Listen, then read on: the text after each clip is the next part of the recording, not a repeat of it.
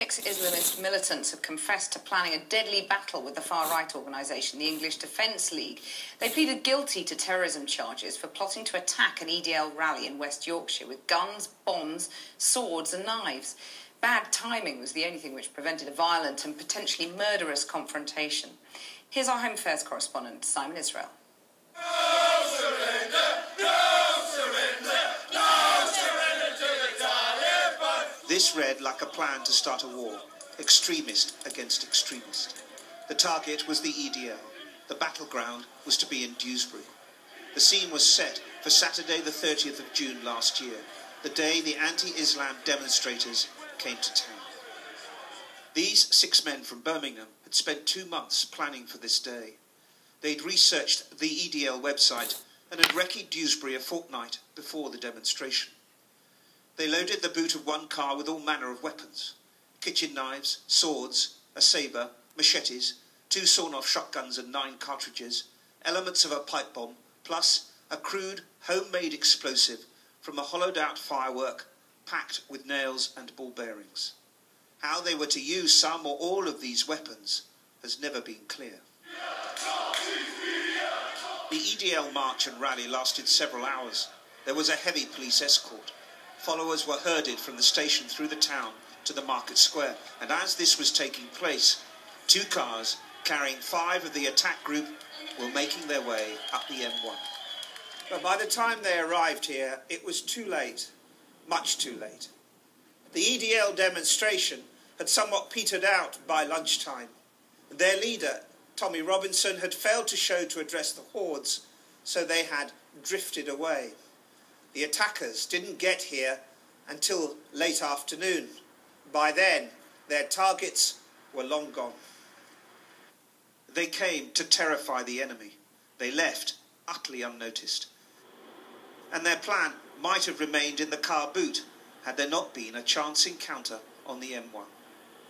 A road traffic police officer stopped one of the cars on their way back to Birmingham. After a series of routine questions, the vehicle was impounded on suspicion of no insurance.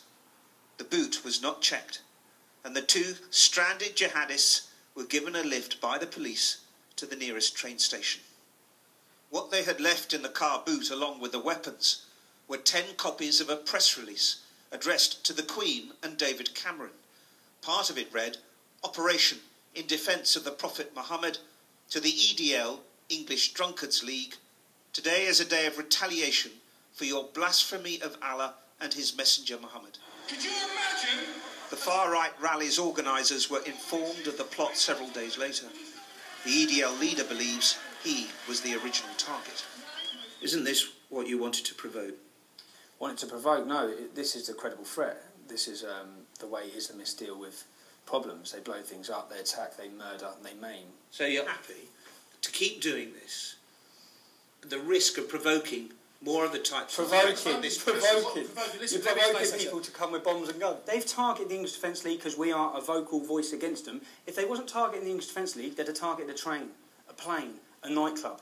These are terrorists who have a will to kill in the name of Islam. Muslim communities are afraid of you. They're afraid of us, so they've come to blow us up.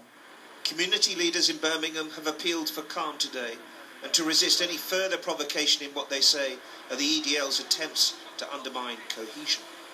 We will never support any initiatives designed to bring disharmony to our society, and we condemn anyone who thinks violence is an acceptable response to provocation. There is no place for violence or provocation, no matter what views others may hold. This plot was discovered by chance, yet one of the convicted was under MI5 surveillance when he went into a hardware store 5 days before the Dewsbury rally to buy the set of kitchen knives that were to be used as weapons. No inquiries were made at the time as to what the tailed suspect had purchased. Did either individuals or organisations miss the dots? Were there dots there that we should have joined? I'm really comfortable that within both my own organisation and in partner organisations, we didn't fail to join the dots. As a group, the men were not on the radar.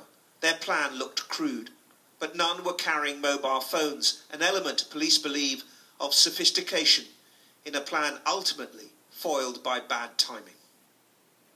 Simon Israel reporting.